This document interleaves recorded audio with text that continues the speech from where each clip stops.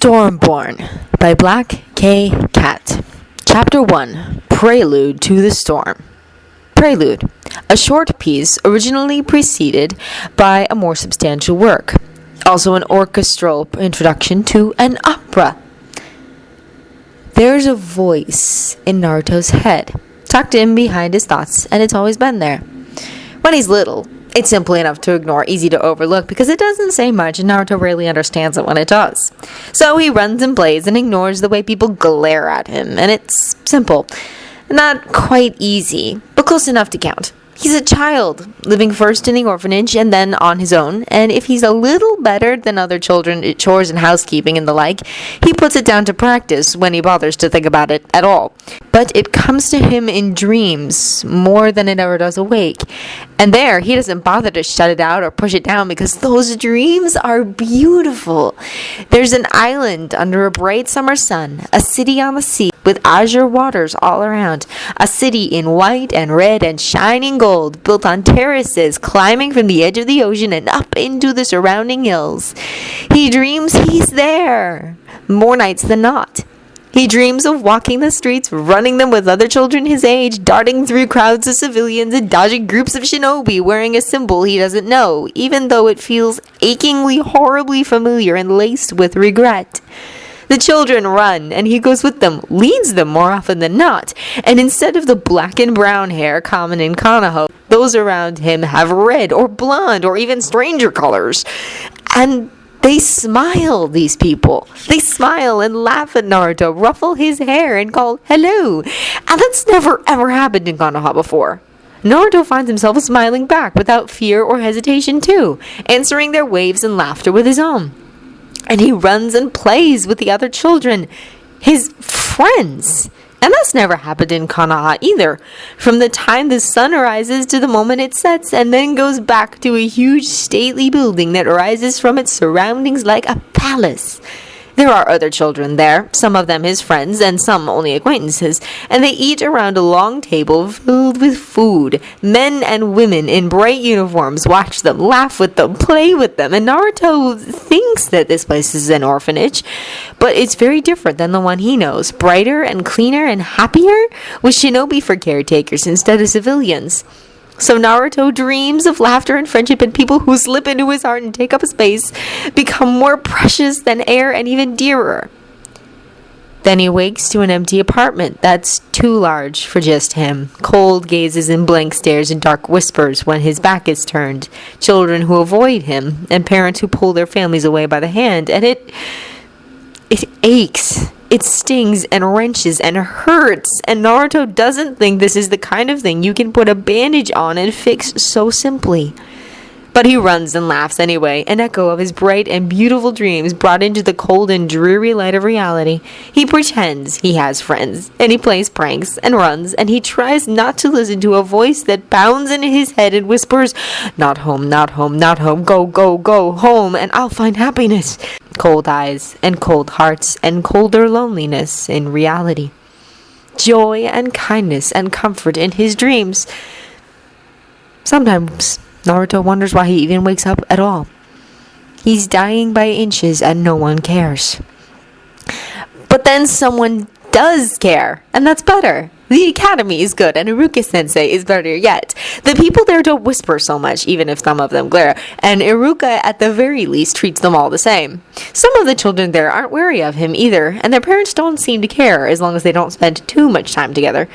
But it's worse too, because the voice in Naruto's head is stronger there when he's listening to the teachers. The lectures are enough to drive him mad, because the teacher will be talking about one thing, and the voice in his mind fills in everything else, reams and reams of information until Naruto's head throbs and he can't remember a thing. He's always getting distracted, listening to the voice instead of the Chunin instructor, and they snap and snarl and yell at him for it, even if it's not his fault. The voice is more interesting a lot of the time, easier to understand, almost like remembering rather than learning. Chakra, someone says, and an instant later Naruto's head is full of elemental affinities, and the cycles and the different classifications of strength is based on ranks and beginner chakra theory, and in the midst of trying to sort it all out, he misses what the teacher asks and is treated to a disapproving frown. They give a test on taijutsu theory, and Naruto looks at the questions and suddenly recalls 100 different forms and their respective katas, the most appropriate applications depending on the situation and the history behind each sequence, and his test is turned in mostly blank, with a series of stick figures in action poses doodled along the outside edges. The teachers, being unfamiliar with the originating style, never noticed that it's an A-rank taijutsu kata from a city lost decades ago, and mark down zeros with a shake of their heads. Smart, one of the older instructors tells Sarutobi grudgingly when he asks. Well read, I think. Certainly knows more than most, but he's lazy, not applying himself. Sarutobi, too busy to be anything but a slightly distant grandfather figure, sighs and rubs his eyes. Minato was a genius after all, and is only to be expected that his son has at least a little of that. But Naruto is still a child, still unaware of what he is, what he could be, and Sarutobi isn't about to push him. Let the boy have as much of a childhood as he's able. He's going to be a shinobi, so it will likely be shorter than most, regardless. The classes on sealing are the worst of all. Naruto sits through the first 3, but only just. Because the voice in the back of his head is going, no, that's not right, that's not how it works, what are you saying, idiot? And the urge to say it out loud is all but overwhelming. But even though he's inexperienced in dealing with other people outside of his pretty dreams, Naruto already knows that his opinion is far from appreciated by this teacher, and instead looks away, plays pranks, and focuses on other things instead. Needless to say, he fails that unit too. Kunai and Shuriken come easily enough, because that's simple. He listens to the voice, to the hours of practice he's put in both in dreams and in reality, the understanding of his own body that comes from dream memories of training. He's got a special flair for Senbon too, an almost unnerving accuracy for a nearly 12-year-old that lets him hit the target in the center every time. It's better like that, because while there's a basic stance, everyone is different and throws just a little bit differently, and Iruka-sensei doesn't try to make him change the way he does it. In fact, Iruka-sensei grins at him, reaches out and ruffles his hair and says, "Good job," with so much warmth that Naruto freezes, not used to hearing it outside of dreams.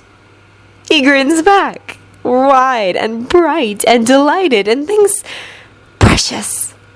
He darts through the bright streets, the colorful market swarming with people, the weight of his hitayate on his forehead, and the smell of the ocean in his nose. Blonde hair sways around his shoulders, the tie lost somewhere between here and the shinobi housing where he lives, and one woman with crimson hair laughs as he flashes past, waving a hand to call him closer.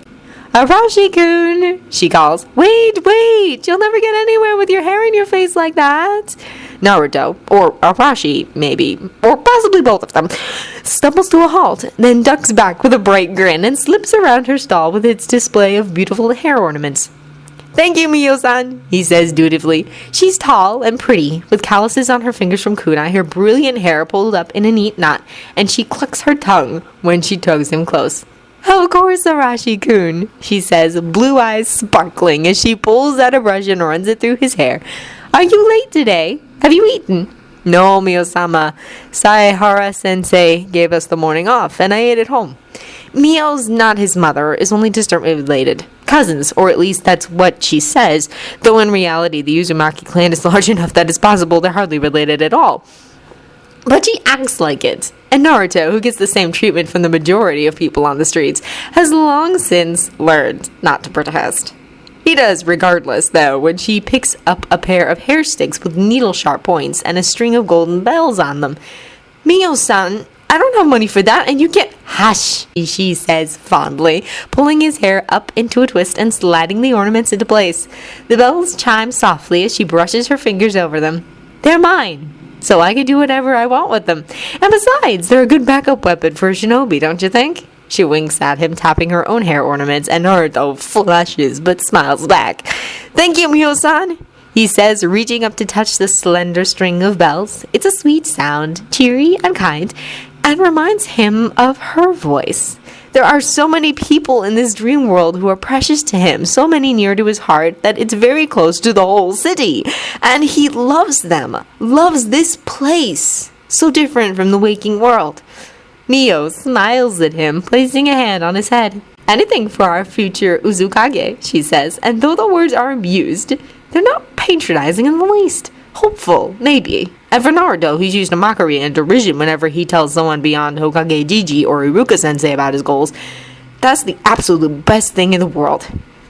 Arashi! Another voice shouts, rising above the din of the market, coming awake, and Naruto turns automatically. He's been living in this dream world every night for as long as he can remember, and now that name is just as much his as Naruto. There's a rare dark head bobbing and weaving through the crowd at a run, and a moment later a boy his age ducks a pair of men carrying a crate between them and latches onto Naruto's arm with a grin. Arashi, there you are! You're late! He says, come on, let's go! Kagami! Naruto protests, letting his best friend pull him away with a laugh. He waves at Mio, who watches them go with an indulgent smile. Kagami, you didn't tell me a time to meet you! How was I supposed to know? Kagami rolls his dark eyes. Matches start at 8, he counters. Don't you want to see all of them? And as the genius student of the Nindame Uzukage's niece, shouldn't you be able to figure out the Jonin exam's schedule? Naruto restrains an eye roll of his own, even as he breaks into a run with Kagami at his elbow. He waves to a white-haired man selling bread, and then a pair of blue-haired kunoichi standing in the market's western gate, who laugh as they rush by. As the eldest son of the Uchiha clan's greatest diplomat and ambassador, shouldn't you act more respectable? He counters, then sidesteps a woman carrying baskets of flowers, takes a running leap, and springs up to the tiled rooftop above. A moment later, the Uchiha joins him, looking faintly disgruntled. Well, my father doesn't know can't hurt me, he mutters, but is gone before he even finishes the thought. Naruto paces him, headed for the arena by the southern wall, where he can already feel chakra rising and swelling like the tide. They laugh as they race each other, leaping across gaps and sliding down inclines, putting as many acrobatics into their leaps as possible. Kagami has been in the city for 3 years now, and every one of those he spent as Naruto's best friend. Naruto has other friends too, of course, but none with whom he shares this edge, this push for competition and drive to get stronger. Rivals, that's what they are. Rivals and best friends and everything in between. Sometimes, in the waking world, Naruto looks across the classroom at the sullen boy in Uchiha blue, his clan symbol emblazoned proudly on his back, and regrets. Because Kagami was so very bright and full of life, and in comparison, Sasuke is just dulled, flat, and grimly sad. And it makes Naruto think of the difference between his dreams and his reality, between a shining city on the sea and Konoha amidst its forests. Makes him think of having precious people, many, many of them, and then waking to find that only 2 exist at all. When graduation comes, the exam is held, Naruto raises his hands to make a bunshin and automatically starts the signs for the bunshin of his own creation, one he practiced just this morning in the dream. Wind and water wrapped up together, durable when summoned and explosive when released, and it's only at the last moment that Naruto recalls where he is, realizes that that is perhaps not the best jutsu to use in an enclosed classroom, and fumbles. Disaster, he thinks, staring at the misshapen, awful thing he summoned. And to make it worse, Iruka-sensei yells at him, and he fails like he did last 2 times he tried to take the exam, because he always defaults to his own storm clones and has to correct at the last moment, or gets overwhelmed when he looks at the test questions, or writes something he knows is correct but that disagrees with what his lectures said. Iruka looks so disappointed that it's heartbreaking. He's the only one who failed, the parents whisper when they come to fetch their children, voices low but not quite low enough. Well, that's a good thing. He shouldn't become a shinobi since he is. Shh, we're not supposed to talk about that. Naruto pulls his goggles down, tries to remember only dinner with Iruka last night. The man's rather awkward kindness, tries not to count the minutes until he can go home and go to bed and dream of another world where everyone is precious to him. I just wish I had graduated. In that case, Mizuki says to him with a smile, I'll tell you a special secret.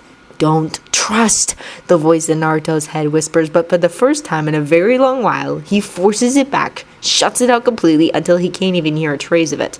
He can't live in dreams forever, after all. But that evening, when he closes his eyes for just a minute before going to steal the scroll, he dreams of being a genin with a strange and yet familiar symbol on his hitayate of a Jonin sensei who grins at him and calls him a genius and ruffles his hair, of a girl and a boy who train with him and grow with him and urge him on even as he does the same to them. Naruto wakes with his cheeks wet and a pulsing, throbbing ache in his chest, and even though the voice is silent, the quiet is no comfort. I want that, he thinks, and then promptly pushes that thought away too. He's long since given up on wanting truly impossible things. He dreams out of order sometimes, though they're usually only little flashes, moments here and there. Dreams of looking in a mirror and seeing a grown man look back, a man with long blonde hair wearing pale blue robes and a pair of hair ornaments with golden bells. Of a woman with red hair pulled up at a tail and a pair of glasses, shaking a finger at him even as mirth glimmers in her eyes. Of years and fights and creating jutsus that he knows when he wakes up. He doesn't use them in class, doesn't even try, because it's just a dream, right? Just a fantasy.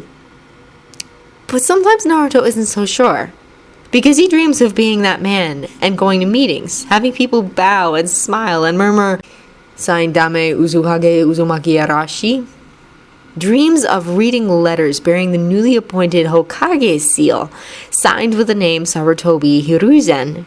Dreams of talk of war, and then actual war, of going out onto the sea like walking on dry land, every step steady, even with a fleet of boats darkening the horizon. The storm god of Uzushio, they call him when he summons wind and waves and tears an entire army apart. And they cheer for him when he comes back at an even, measured pace, stepping onto the shore only to have the woman with the red ponytail throw herself at him and hug him tightly, only to have Kagami push his way through the crowd that's gathered and punch him in the shoulder, then wrap his arms around him and pull him close. Idiot, his best friend calls him. And Naruto laughs at him even as he hugs him back, even as he tries not to remember the screams as he ripped that fleet to pieces. As the Saindame Hokage's preeminent and most trusted diplomat, shouldn't you not talk about the Uzukage that way? He asks in amusement. Kagami snorts. As the revered and much loved Saindame Uzukage, shouldn't you know not to take idiotic risks by now? He retorts. Uzushio has barrier seals for a reason, doesn't it? You could have let Kiri just run up against the barrier. Naruto finishes for him, and he can see the seals that Kagami is talking about. Careful and intricate and infused with the blood of every shinobi family in the village. He pulls back and meets the Uchiha's dark eyes, and his own gaze is steady and firm. No. Uzushio isn't ready to withstand a siege, and I will not let them get that close. Not to my people. With a weary, long suffering sigh, Kagami lets him go and shakes his head, rolling his eyes just faintly. Fine, he says, but if Kiri is making a move against Uzushio, Naruto nods, plans already clicking into place, courses of action and probable outcomes and strategy whirling through his brain. This is no time for his usual impulsiveness, not with an entire village depending on him. We'll need Konoha, he agrees, knowing what his friend was going to say. And we'll have to move quickly. Uzushio's location is good for defense, but we're also cut off from help here. I could be gone by morning, Kagami offers, closing his fingers around Naruto's wrist in a loose clasp and meeting his eyes. 4 days to Konoha, and then 4 days back, and probably a week in between to gather forces and hash out the politics. You can last that long? Uzushio won't fall so easily, Naruto answers, twisting his hand to lace their fingers and giving a light, reassuring squeeze. If worst comes to worst, I'll let Kiri wear themselves out on the barrier and then send my Jonin out to clean up the mess. We'd all appreciate the chance to actually get off our butts and enjoy your leftovers, Uzukage-kun. Ookami Shunka puts in, smiling as she approaches. She's the Jonin sub-commander from one of Uzushio's smaller clans, and is carrying a scroll that she waves at Naruto. I've got the rosters of all Jonin available and fit for action. Should I start drawing up battle squads? Naruto nods even as he rolls his eyes at her. I've heard, he says dryly, that the other Kage actually get respect from their subordinates. Isn't that a novel idea, Shinko-san? The silver-haired Jonin grins cheekily at him. We respect you, Uzukage-sama, every one of us, but we also love you. And of course that's going to make us impudent once in a while. You're like a little brother to half of our forces, and an older one to the rest of them. Get used to it. Putting words to actions, she smacks him over the head with her scroll and then turns away with a lazy wave, sauntering off into the crowd. Naruto sighs and rubs the lump forming on his skull. I should have just become a fisherman, he bemoans. I'd probably get more respect that way. Kagami snorts. Never, he promises, slinging an arm over Naruto's shoulder and knocking the sides of their heads together fondly. We'd all pick on you just as much then, maybe even more, because you'd be an awful fisherman. But he's smiling, and even though there's timber just starting to drift in on the tide, timber and sails and scraps of cloth, and the faintest hint of red, Naruto smiles back.